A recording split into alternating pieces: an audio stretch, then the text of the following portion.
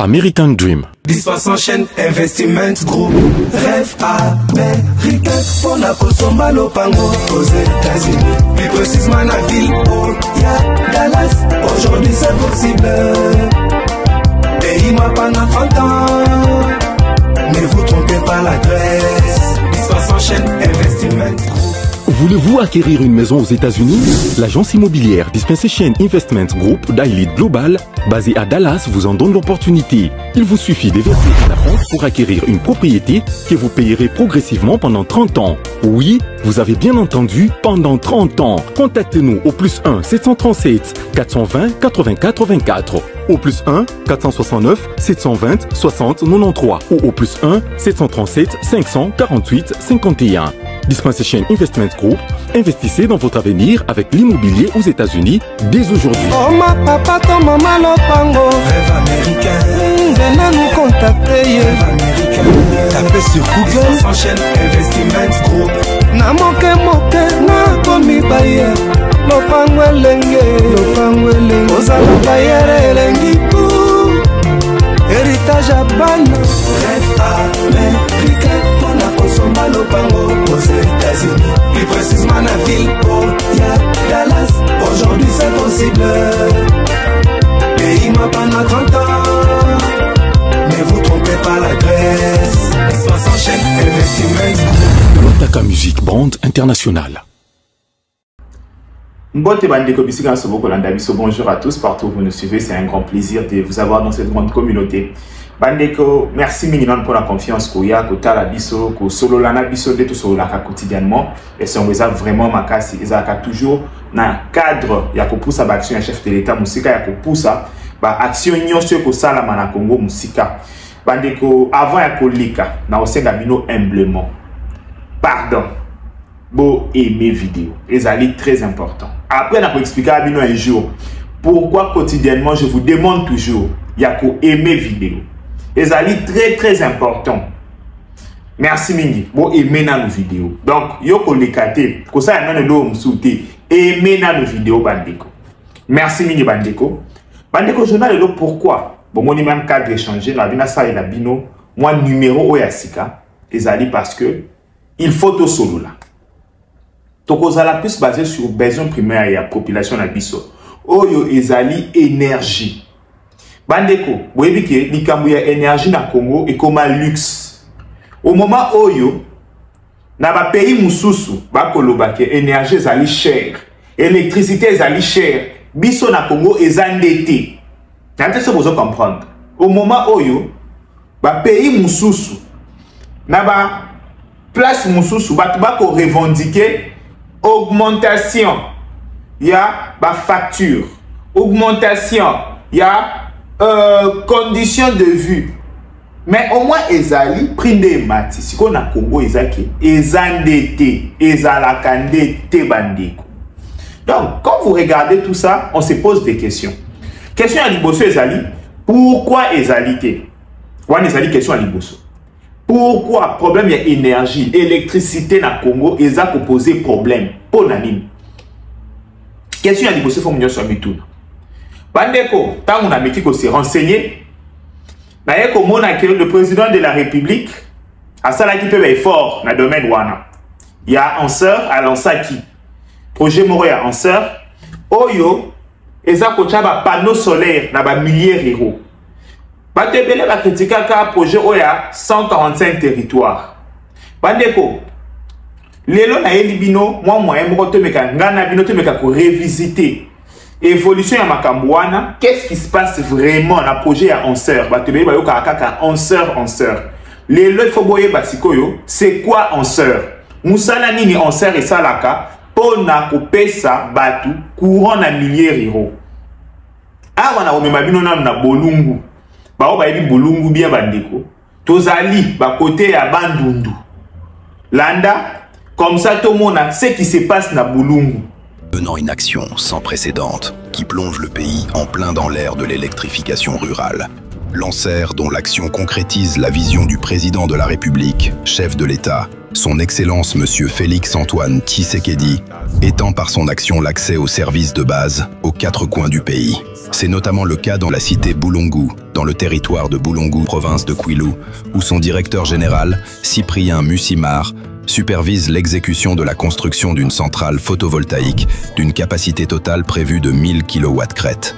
La première phase de ce projet s'est achevée avec la construction d'une centrale de 200 kW-crête sur le site de l'Athénée, où désormais, la période d'essai est entamée avec la connexion de premiers ménages. Il y a eu problème à courant.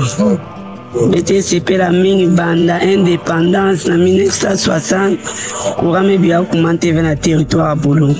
Grâce au président Félix Tshisekedi, courant me comme à Boulongu. Oui, on avait évolution me comme à quatre territoire. Mouinda, insécurité qui est balabala nyonso clair, congélateur qui est sala, réchaud, écran 5/5. Bana yeta la télévision 10 jours. Bomoni na Boulongu bandeko. Kouré pesami na Boulongu. Mais awa tomona ki les gens sortir dire que makambu ya ba panneau solaire oyo le président promettait qui azali l'île promesse. Après ça qui kaka promesse lo ko moko te ko kisami bandeko. Ba pose la première pierre. Tu l'as passé à poser combien? Non oya panneau solaire banda tsakenda ko poser en outil parce que panneau solaire ils ont éclairé mboka na biso.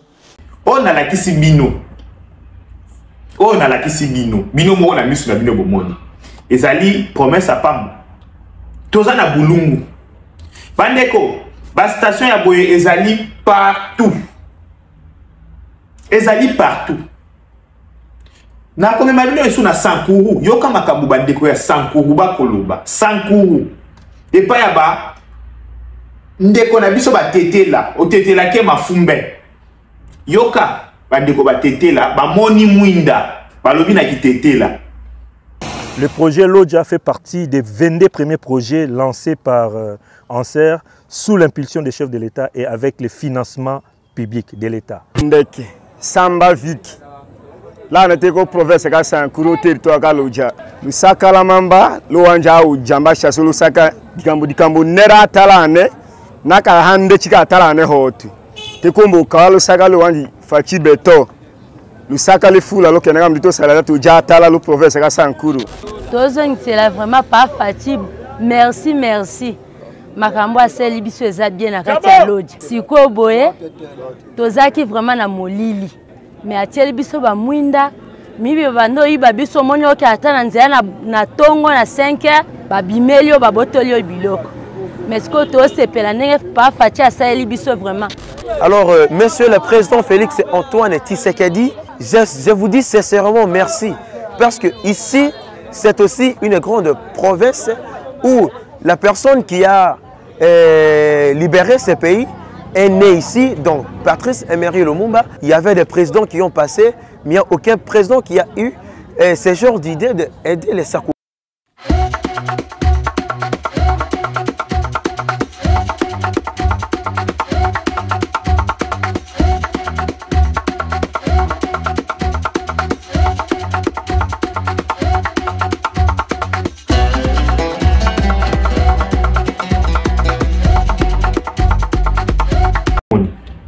Tété là, balobi qui tété là. Balobi oh mon électricité. Bandeko. À part mon thème mabé. Ici je me demande, je me pose des questions. À part mon thème mabé. Ni ne peux-tu quoi animer bateau. Parce que à part ma belge. Hein bandeko. À part ma belge. Félix Antoine Tshisekedi aza mutu a liboso oyaye a créé en sœur azo salake ba milliers d'euros to mesana ki mingi na ba ville. Moi je vous comprends bandiko. Boza kokoka ko palper ba action en chef de l'état te pour na nini parce que bo mesana ki mingi na ba action na ba ville na ba grande ville. Mais Félix a un système ya ba belge a bandana na ba village que Congo mobimba au même moment ba se retrouver à na moins électricité. Développement et banda dans milliers d'euros.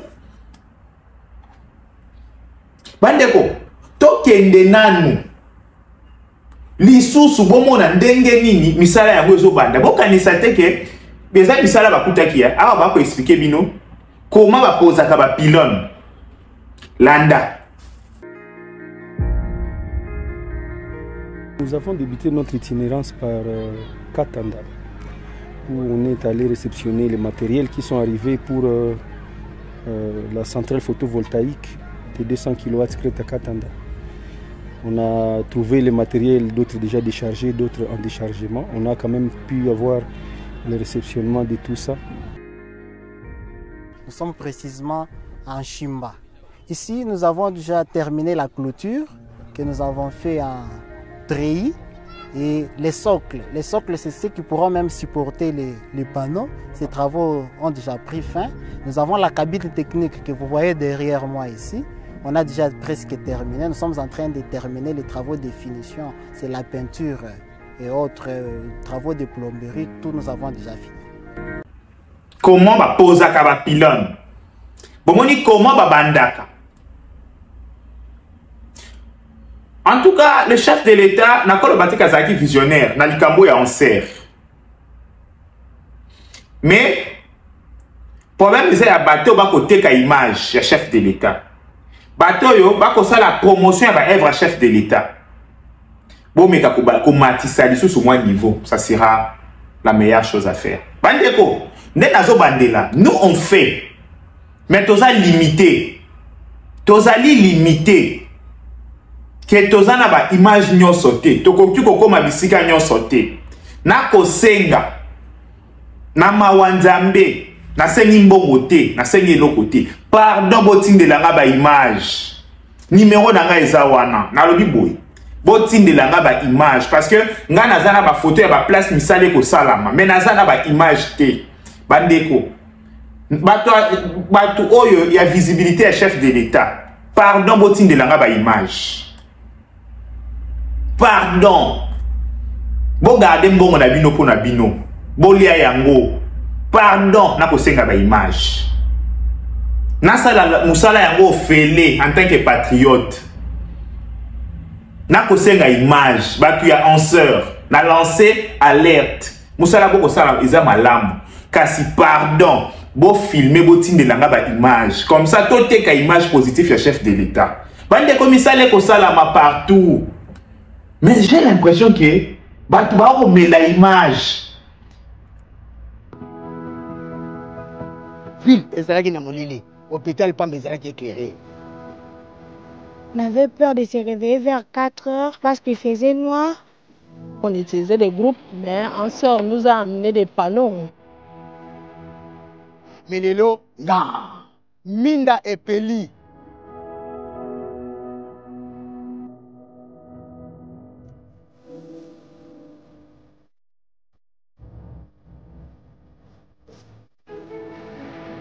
Awa ezaki kaka na institution privée.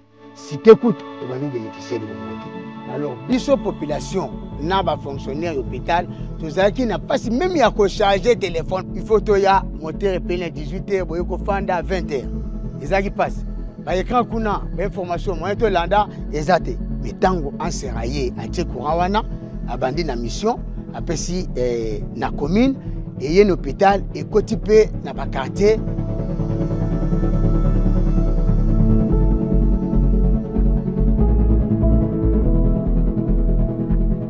Mon changement au Kotaka, bah vie n'avait pas dépensé chaque jour 500 000 francs à pile et au Fanda. Comme un courant, charge comme à Pamba, Tote Katbaji Nabiso, vie, développement et quotidien Mboka Oya Bonga. Avant de faire ça, tu vas conserver ton son à la caisse. Là, même moins de courant, on servait ça. Ressomme ma congélateur, bilo qu'on a eu, congélant quelque part, grâce à courant et en serre, nous avons quand nous avons matin à battre mon robot, et ils se pélisanga pay, donc vraiment, Nazan et c'est mon macasse. Tu as quand même petit à 21h. Nabanda coupé bazou, monsieur qui chaleur est bien. Titongo, les développement macasse, changement peu macasse. Batu va communiquer à côté na miso batu. Batu va éviter que le monde numérique a évolué. Il faut qu'il y ait un milieu urbain qui explique batu. Na pété nyonso. Tana ndenge José Makila simbisa qui bino touche. Bah pose la première pierre. Tu l'as passé à poser combien? Non, panneau solaire banda akenda koposer yango ti lelo est-ce que panneau solaire ezoéclaire mboka na biso soki ngai te José Makila déjà simbisaki bino touche bandeko nalobi boye bandeko bazali na visibilité à chef de l'État naza ko lancer appel solennel pardon bo edenga na ba image bo tindelanga ba image ya ba réalisation à chef de l'État comme ça biso to communiquer nango na façon urbaine na façon ya ndenge kongola lingi koyokila na sengi donc na yebite na fuka mato na sala nini po bopesa na image na boyi mbongo na bino ha bo garder ya moko na bino bolia yango menga botindelanga kaka image to communiquer parce que to sengi na ndenge nyonso sous d'oreille makambo ya boezo sala mabandeko partout na Congo même ce que ba centrale électrique ba panneau solaire na ba territoire nyonso ba ko sala makambo ya bo minde ko pila na ba village en serre en tout cas félicitations na musala oko sala mais communication ezamuke bandeko communication ezamuke si omoni ke l'occulté zozo espace mingi pe pendant longtemps parce que communication ça poser problème les gens bazo kende na traditionnel au monde amtoye bisa OK nazali expert marketeur so bandeko mama ya malwe kana posa expert marketeur te papa ya soki wapi azana posa na ngote ana posa baya ko yebisa o esalamina o esalamité bandeko vous voyez l'organisme que population congolaise tout ça combien d'intellectuels il faut communiquer na bat cause la pragmatique cause s'adapter na bat bande on a évité en tout cas tala na ba pays nyonso minene a le conseil na opesa chef de l'état na cabinet na tout ça na communication normale moderne pour la cravate bouillé excellent chef de l'état avec tous les civilités tout ça peine la communication urbaine o ezali ke quoi atteindre population vous remarquez que ces derniers temps ni les autres à la rage TikTok, ok, passez par TikTok. Vous remarquez que les Congolais comprennent le langage mime, passez par tous ces langages-là. C'est très important. Mais ceux qui viennent au Fandikaka, Bokangi Maboko, Bolobi, non, ton nom déjà directeur, ceux qui a communication à chef de l'État, n'a visibilité à chef de l'État, ton nom Boebo Fandi Bokangi Maboko, Bozangi Loko Oloba. Bandeko, Bokozangi Loko Oloba, Namiso va Congolais. Tozawa. Bobe nga prophète de malheur nga na na sengika image ce qui message nga komeli bino pardon bo edenga na ba image nga mo na neni na communiquer parce que na moyo ko bomona ke ce qui na bani ko kena bino non to sala partenariat to sala boye ya ko cha dignité na nga en jeu lobi ko ba ah mwana wana senga kibiso ce que na yo senga image bo pesa nga image nga mo na sakana nango. Merci Mingi Bandeko. On a reçu un message à Guy Ekoma sans problème. Zababa Tela, Asunga, tout continue à soutenir le chef de l'État. Et vous allez le comme alors. Bye bye, ciao. American Dream. Dispense chaîne Investment Group. Rêve américain pour la Kosomba Lopango aux États-Unis. Plus précisément la ville où il y a Dallas. Aujourd'hui c'est possible. Pays moi pendant 30 ans. Ne vous trompez pas l'adresse. Dispense chaîne Investment. Voulez-vous acquérir une maison aux États-Unis? L'agence immobilière Dispensation Investment Group d'Elite Global, basée à Dallas, vous en donne l'opportunité. Il vous suffit de verser un acompte pour acquérir une propriété que vous payerez progressivement pendant 30 ans. Oui, vous avez bien entendu, pendant 30 ans. Contactez-nous au +1 737 420 80 84, au +1 469 720 60 93 ou au +1 737 548 51. Dispensation Investment Group, investissez dans votre avenir avec l'immobilier aux États-Unis dès aujourd'hui. Oh ma papa, ton maman lopango. Rêve américain. Venez nous contacter. Rêve américain. Tapez sur Google. Dispense chaîne Investment Group. Na moke na komi baye. Lopango elenge. Ozala baye elengi tout. Héritage à bana. Rêve américain. Pour la Kosomba Lopango aux États-Unis. précisément la ville, oh, y'a Dallas, aujourd'hui c'est possible. Pays m'a pendant 30 ans, ne vous trompez pas l'adresse. Ça s'enchaîne, Investissement Group. Lotaka Music Brand International.